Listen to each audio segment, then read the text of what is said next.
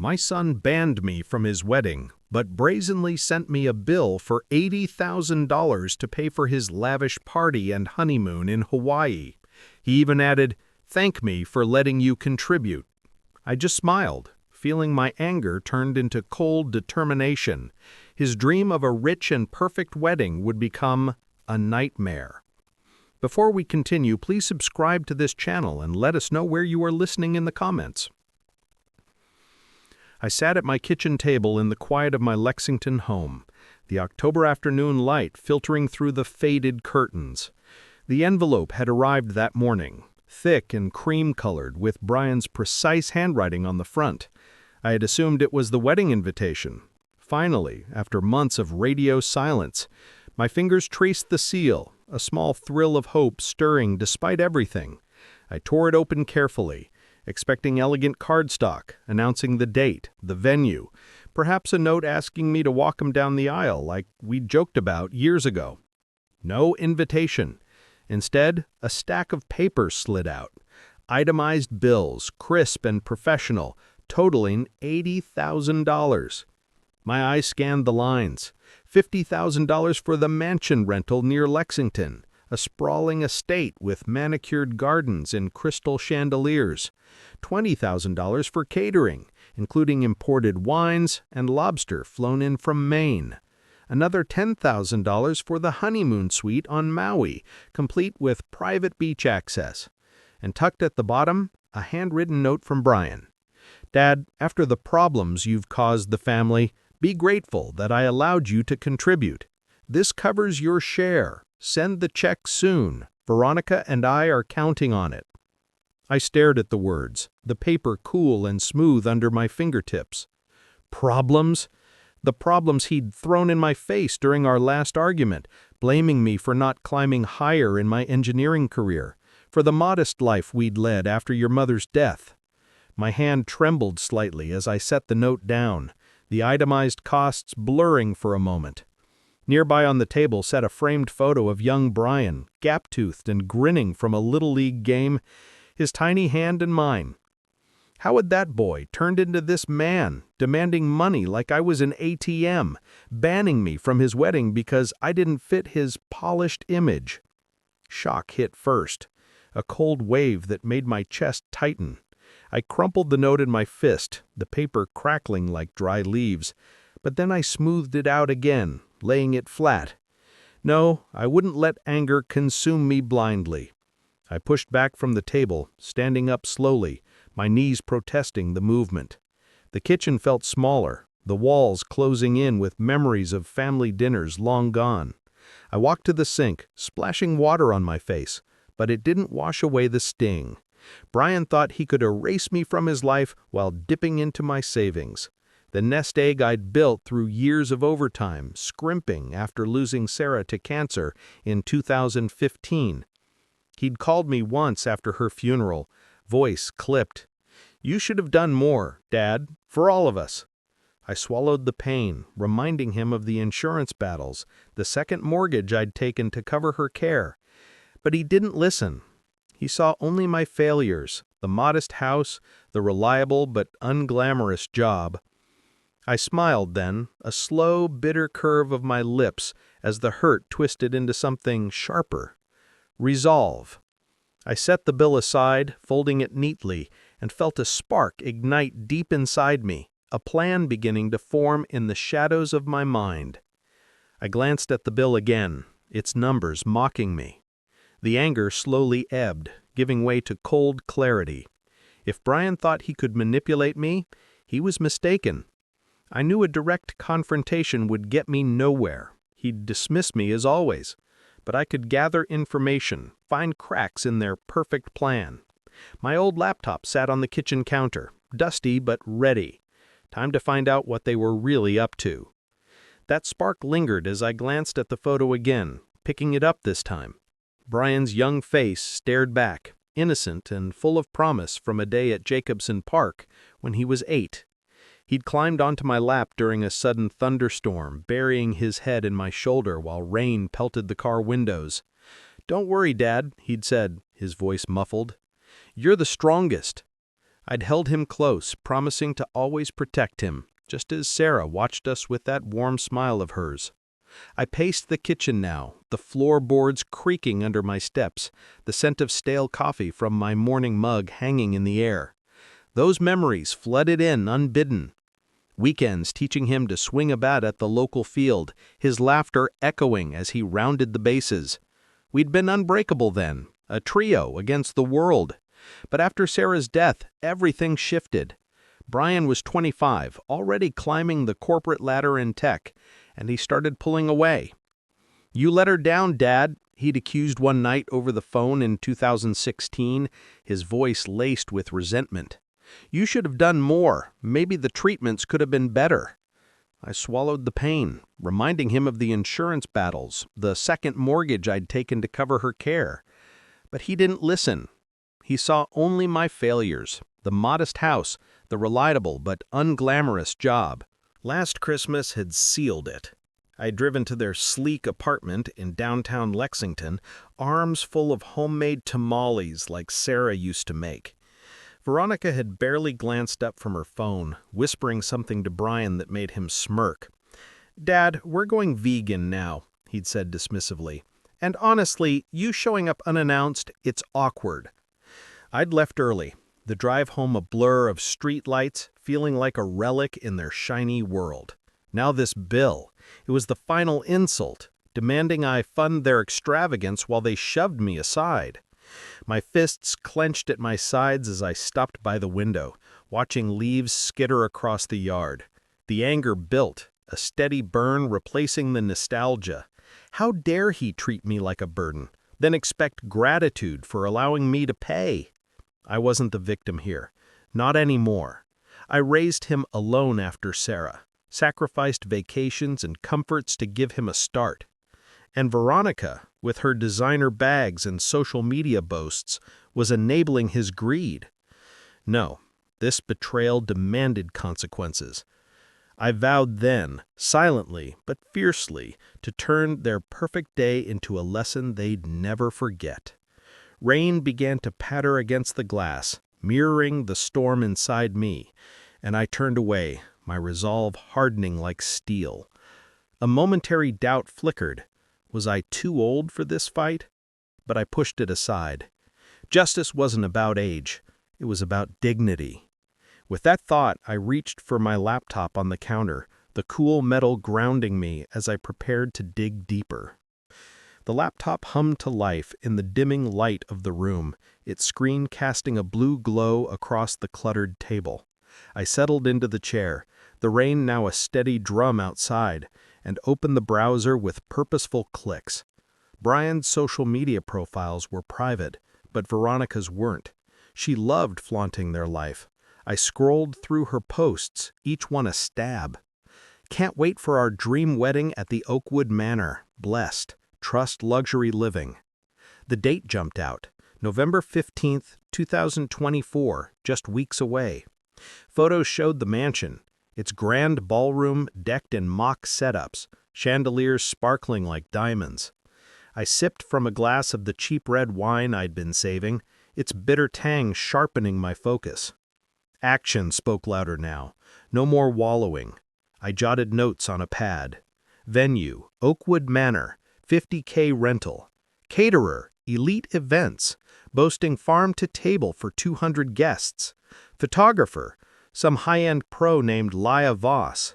Her portfolio linked in Veronica's comments. Gorgeous shots incoming, with heart emojis. Internal debates raged in my mind. Should I confront him directly? No, that would give him the satisfaction of dismissal.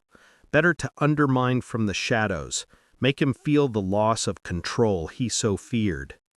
Tab after tab opened. Wedding planner Simon Clark's site.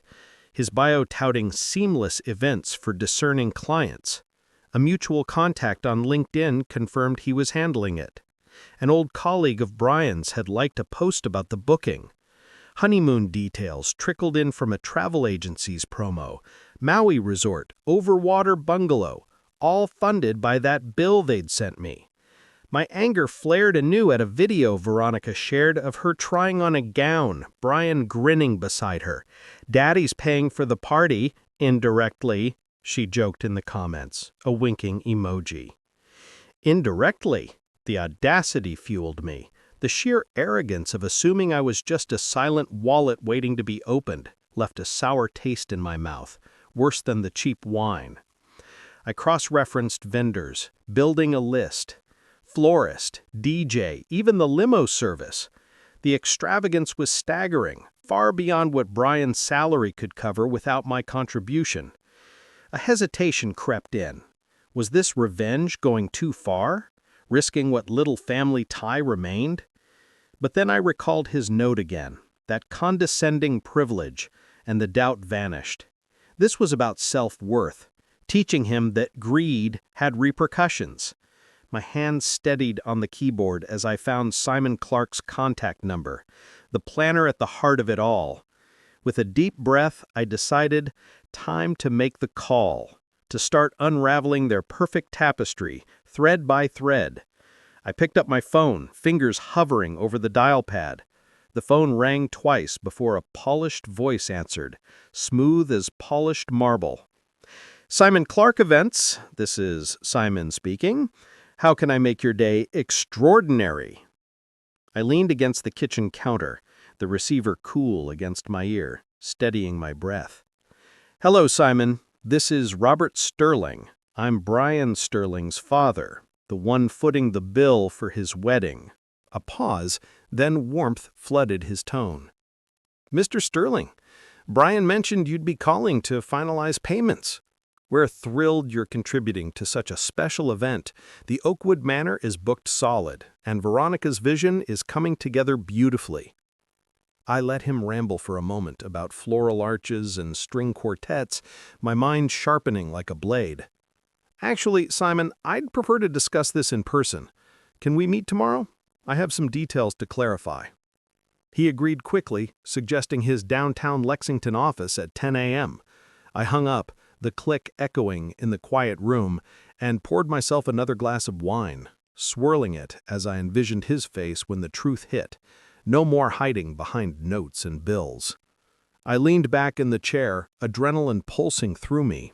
The meeting with Simon was the first step, and I needed to be ready. I spent the rest of the evening reviewing the bill again, jotting down key figures to keep facts at hand. Before bed, I picked out a clean sweater and slacks. Nothing fancy, but enough to look serious. As I lay down, I felt the plan solidify like a house's foundation. The next morning, I woke early, coffee in a thermos, keys in hand, ready to head out. I drove through light traffic, the autumn leaves swirling like confetti on the windshield. A brief hesitation gripped me at a red light. Was this the point of no return? But I dismissed it, accelerating as the light turned green. Simon's office was in a sleek building off Main Street, all glass and chrome, a far cry from my engineering firm's old brick setup. I parked and walked in, the lobby's sterile air carrying hints of expensive cologne. Simon greeted me with a firm handshake, his suit tailored and tie knotted perfectly. "Mr. Sterling, come in. Coffee?" He led me to a plush chair opposite his desk, piled with swatches and contracts. A framed photo of a beaming couple under a gazebo stirred a quiet resolve. That joy wouldn't be Brian's, not on my dime. We settled, and he pulled out the file. "So, the $80,000 covers everything? Venue, catering, even the honeymoon deposit?" Brian assured me it's all set. I leaned forward, my voice even. "Did he? Tell me, Simon, did Brian mention that he banned me from the wedding, that I'm not even invited to this extravaganza I'm supposedly funding?" His eyes widened, the pen slipping from his fingers. "Banned? No," he said. "Family contributions were handled. This is awkward." "Awkward," I echoed, short and sharp. "Try insulting. He sent me the bill with a note saying I should be grateful. After raising him alone, after everything?" Simon shifted, rubbing his temple. I don't know what to say. The contracts are signed, but Without full payment, we can't proceed. Deposits are non-refundable, but the balance— Exactly, I cut in. Inform Brian the wedding halts until he talks to me directly. No funds from me, and if he pushes, remind him how fragile plans can be. He nodded slowly, stunned. I'll call him today. This changes things. As I stood to leave, I overheard him mutter under his breath, "That arrogant kid." It fueled me, a first taste of the chaos brewing. I stepped out into the crisp air, the door clicking shut behind me, and felt the ripples spread like a stone skipped across still water. Standing on the sidewalk, I felt a surge of strength, but knew I couldn't go far alone. Simon was just the start. Brian wouldn't back down easily, and I needed eyes and ears I could trust. David's name surfaced in my mind, his number still saved in my phone despite years of silence. Brian's childhood best friend, the one he ditched when ambition took over. A quick memory flashed. David at 12, showing up at our door after their parents' divorce. Sarah making him hot chocolate, while Brian and I played cards to distract him. I dialed before doubt could settle. "David, it's Robert Sterling. Been a long time." His voice came through surprised but warm. "Mr. S. Wow, yeah. How have you been? Everything okay?" "Not exactly," I admitted. "Brian's getting married, but it's complicated. Can we meet? I need your expertise. Heard you're a private detective now, with photography skills?" He chuckled dryly. "Word gets around. Sure, the old cafe on Broadway in an hour." I agreed, hanging up as I turned into my driveway. The house felt less empty, with purpose filling it. An hour later, I sat at a corner table in the cafe, the aroma of fresh-baked scones mingling with falling leaves visible through the window. David arrived, taller than I remembered, with a detective's keen eyes and a camera bag slung over his shoulder. We shook hands firmly, his grip steady. "Mr. S., you look good. Sorry about Sarah. She was like a mom to me, too." "Thanks, David. And call me Robert." I slid him a coffee. Brian banned me from his wedding but sent a bill for $80,000. "I'm not paying. I'm fighting back." His face hardened. That sounds like him.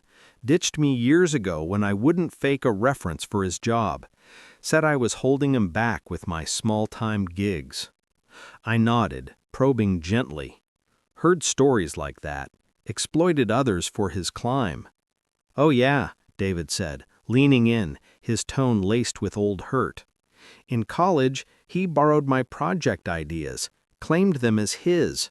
When I called him out, he ghosted me. Veronica's the same, all about the image." We planned over refills. He'd document the wedding from outside, capture any fallout with photos and video, ready for public leverage if needed. A mutual acquaintance waved from the counter. Old Mrs. Higgins from the neighborhood, stirring a laugh. "Remember when you and Brian pranked her with fake snow in July?" David grinned, but it faded. "Those days are gone. He changed." "Mine too," I replied. "But this alliance? It's real." We parted with a handshake, ideas swirling in my head like the steam from our cups. "What if we need more recordings, logs?" I asked, the question hanging as he nodded thoughtfully. "Come by my place tonight. Bring what you've got, and let's start prepping for real." David grinned, his eyes sparking with enthusiasm. "Deal, Robert. I'll be there at 8. That question echoed as I drove home, rain starting to patter again on the roof. By evening, I had texted David to come over, unable to wait. He arrived at my door, toolkit in hand, the downpour turning to porch light into a hazy glow. "Ready to level up," he said, stepping inside, shaking off his coat. We moved to the living room where I cleared space on the coffee table. Dim lamps cast long shadows across the faded rugs, and I handed him a mug of hot coffee. It steamed curling like a promise. "Show me how to protect myself. Recordings, cameras, the works." David unpacked gadgets, a small recorder, hidden cams, even apps for call logs. First, legal basics, he explained, his voice steady and instructional. In Kentucky, one-party consent for recordings. Hit this button mid-call. I practiced on a mock setup, his demo exposing tactics Brian might use. Gaslighting, deflection. Like when he blamed you for his mom's treatments not working. David said softly. I remember you selling your car to pay bills. He ignored that. The words hit hard, pulling a memory. Sarah in the hospital, her hand weak in mine. Brian storming out after accusing me of not fighting harder. I shared it briefly, voice catching. She deserved better from all of us. You gave everything, David replied, his intonation gentle yet firm. I owe you. After my folks split, you let me crash here, tutored me in math. Brian laughed it off, called me weak. We toasted quietly with our mugs to justice, not revenge.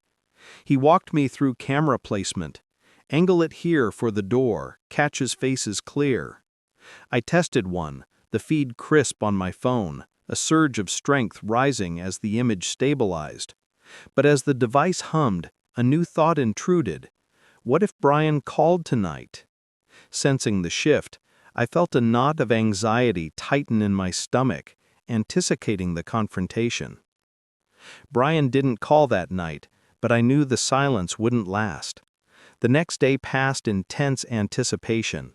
I checked my phone, tested the cameras, took a walk around the block to calm my nerves.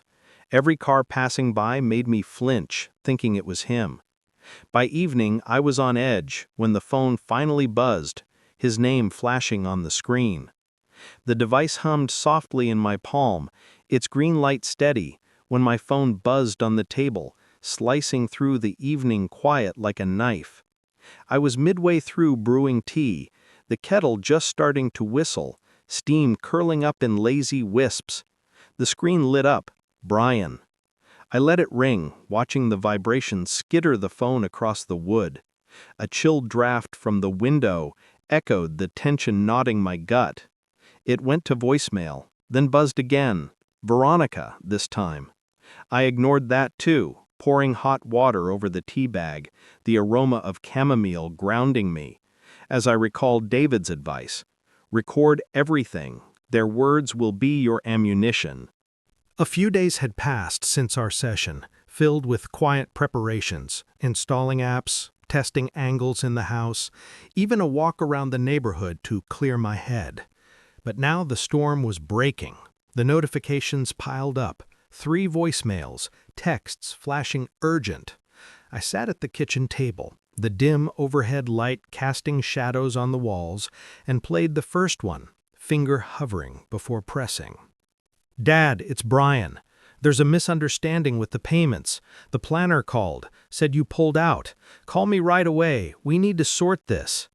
His voice started composed, but an edge crept in like gravel underfoot.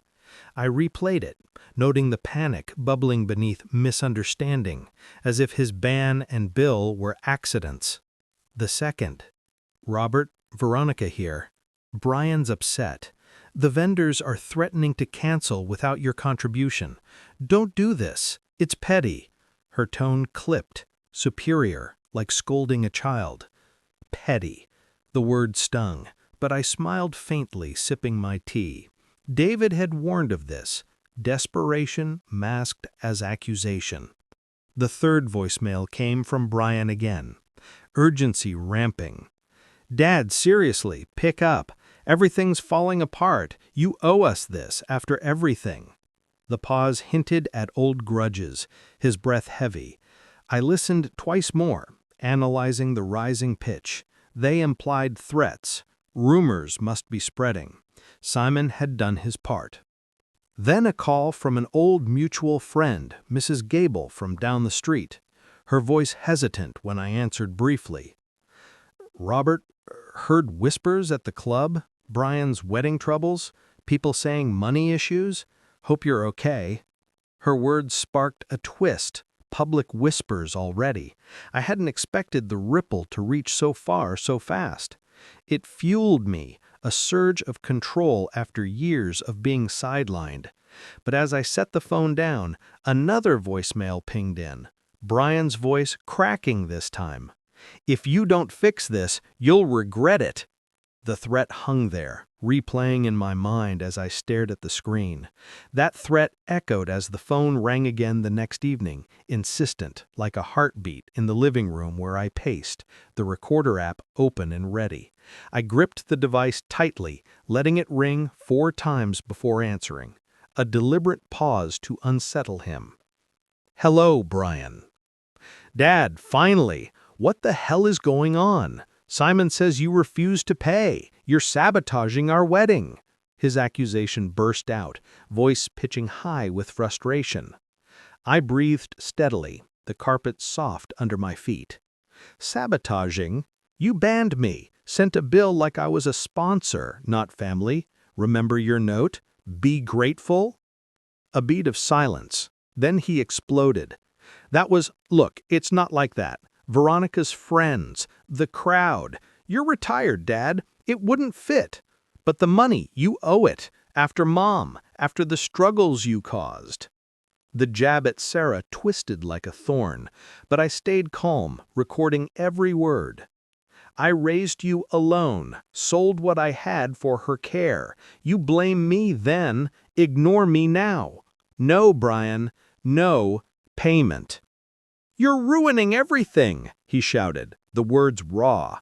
"Veronica's furious. The caterers want deposit. The estate's holding the date but threatening fees. Fix it." I paused, drawing strength from the pocket watch on the side table, its tick a reminder of enduring dignity.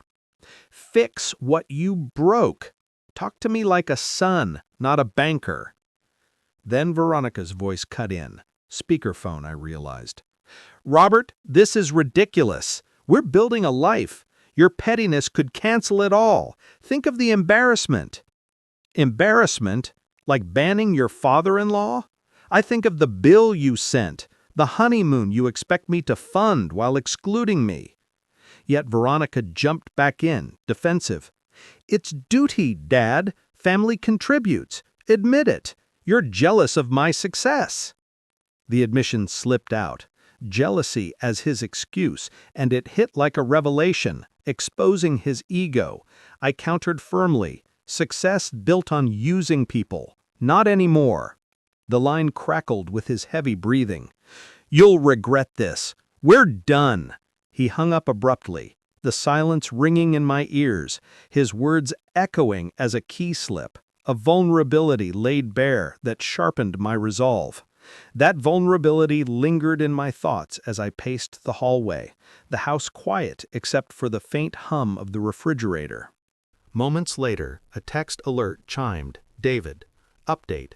Vendors demanding payment. Rumors flying at the estate. Photos incoming." I opened the attachment. Blurry shots of workers pausing setups, a florist van idling uncertainly. The images fueled me, but then Brian's texts flooded in. Selfish old man, destroying our day over ego. Short stabbing accusations glowing on the screen. I scrolled, heart steady, when the neighbor's call came. Mr. Ellis from across the fence. "Robert, saw Brian yelling at a delivery guy yesterday. Rude as hell, demanding discounts like he owned the place. His voice gruff, supportive. Heard about the wedding mess. If you need backup, I'm here. Remember how we snubbed us at the block party? Acted too good?" I leaned against the wall, phone to ear. "Thanks, Ellis. What exactly happened with the delivery?"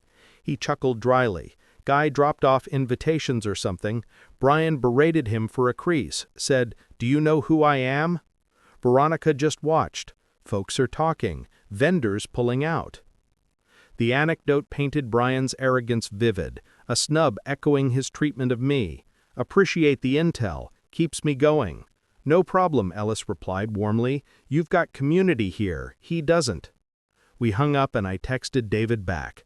More from neighbor. "Brian's alienating everyone." His reply, "Perfect. Escalation incoming. Preps faltering." But as I set the phone down, a new text from an unknown number popped up. Perhaps a vendor hinting at deeper trouble. "Mr. Sterling, wedding cancellation fees." The words trailed, spiking a fresh wave of urgency as the ticking clock on the mantel seemed to count down to something inevitable. The gray light of dawn seeped through the curtains on November 15th, 2024, the wedding day, as rain began to patter against the window panes like impatient fingers. I'd woken early, the ticking clock from the night before still echoing in my ears, a reminder of the urgency building over the past week. Those days had slipped by in a rhythm of quiet vigilance, monitoring updates from David, ignoring the escalating texts from Brian, even taking long walks in the crisp Lexington air to steel my nerves against any wavering doubt. Now, as I checked the weather app on my phone, forecasts of steady downpours mirrored the storm I'd orchestrated, a symbolic deluge washing away pretenses. I brewed coffee, the rich scent filling the kitchen, and settled at the table with my device ready. David's first text came at 7 a.m. At the estate, vendors arriving or not. Photos soon. I sipped slowly, the mug warm in my hands as images trickled in. Florists unloading vans, only to repack half the arrangements, their faces pinched in frustration under umbrellas. "Deposit issues," one caption read. "They're leaving." The chaos unfolded in real-time snippets. A caterer truck idling, workers boxing up crates of untouched china and silverware. Rain slicking the driveway into a glossy mess. Guests started arriving around noon, David's covert shots showing confused clusters under tents, umbrellas blooming like dark flowers. Overheard, "Where's the setup?" His message pinged. I ignored a flurry of calls from Brian, the phone vibrating like a trapped bee on the table. Voicemails piled up. I played one, his voice frantic. "Dad, send the money now. Everything's falling apart. The estate manager's threatening to shut it down." The desperation cracked through, a far cry from his earlier arrogance. More photos, the grand hall half-dressed, chairs scattered haphazardly, no sign of the string quartet. Then a shot that twisted something inside me. Veronica in her gown, expression crumpled, rain streaking the mansion windows behind her like tears. Doubt flickered briefly. Was this too cruel, turning their day into a spectacle? But I recalled the bill's condescension, the ban that cut deeper than any rain, and the doubt dissolved into quiet satisfaction. Justice wasn't gentle. The downpour intensified, sheets of water blurring the yard, as if nature itself amplified the reckoning. It felt as though the skies were weeping for the broken relationship that could have been saved with just a little humility. But then my phone rang again, Brian's name flashing, his voice on the edge when it went to voicemail. Mid-ring. That mid-ring plea hung in the air as I let it roll to voicemail once more. The sound was swallowed by a sudden pounding on the door, insistent and heavy amid the downpour. Rain dripped from the eaves in steady rivulets, pooling on the porch steps. I approached slowly, peering through the peephole. Brian and Veronica, disheveled in pajamas under hastily thrown coats, hair plastered wet, faces pale and drawn. I opened the door a crack, the cool mist spraying in. "What are you doing here?" Brian pushed forward, water dripping from his sleeves onto the entry rug, forming a small puddle like an unwelcome intrusion. "Dad, let us in. The wedding's ruined. Vendors left, guests scattered in the rain. It's a joke now." Veronica huddled behind him, her makeup smudged, gown peeking absurdly from under her coat. "Robert, please wire the money. We can salvage something." I stepped aside reluctantly, closing the door against the wind. They stood dripping in the hallway, the familiar scent of my home clashing with their desperation. Salvage? After banning me, demanding I pay like a silent partner? Brian ran a hand through his soaked hair, voice breaking. "It was a mistake. Veronica's idea. The image, you know. But now everything's collapsed. Help us, Dad. For old times." I crossed my arms, steady despite the emotional pull. A flashback hit during the pause. Brian as a keen after Sarah's funeral, accusing me of weakness while I buried my grief in work. It fueled me. Old times? Like when you blamed me for Mom's death, ignored me unless you needed cash? Veronica interjected, her tone wavering for once, vulnerability cracking through. We didn't mean, it's the stress, the honeymoon's booked, deposits lost, think of us. Think of you? I echoed, calm but pointed. Would you value me without my wallet? Answer that. Brian hesitated, eyes darting. Of course your family, but success means standards. Please, just transfer it. The admission, standards over bonds, hung heavy, exposing the shallowness. No, Brian, this is the consequence. Greed has a price, he begged, his voice rising. You're destroying us. Guests whispered, vendors mocked. Fix it for your son. Veronica clutched his arm, whispering urgently, but I shook my head. Go, learn from this. As I moved to open the door, Brian's final words tumbled out. Raw. Wait, Dad, I regret it. All of it. The rain roared outside, and I closed the door on them, their footsteps retreating into the storm, resolve lingering like the echo of his regret.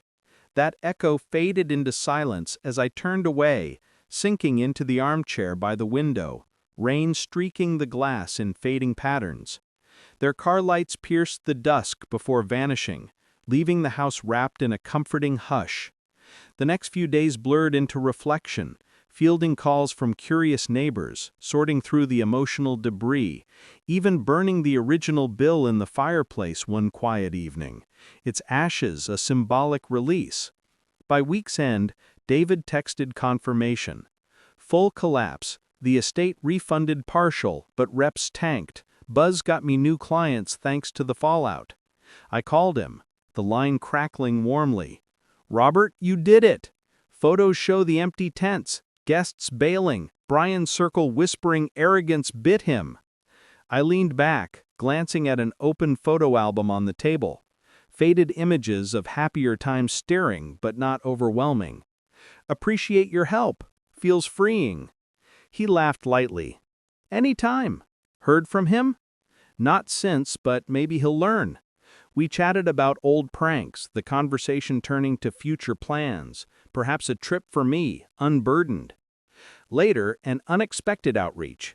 Mrs. Gable emailed inspired by the rumors.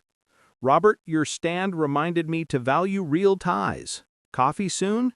It warmed me. Alliances blooming from the chaos. I muttered to myself over a solitary toast with coffee, to dignity reclaimed. The home felt fuller, not with things, but with self-worth. Brian's lesson might sting, but growth often did. Hints of his regrets suggested seeds planted. As the rain finally cleared, I stepped outside into the crisp air, sunlight breaking through clouds, a new path unfolding before me.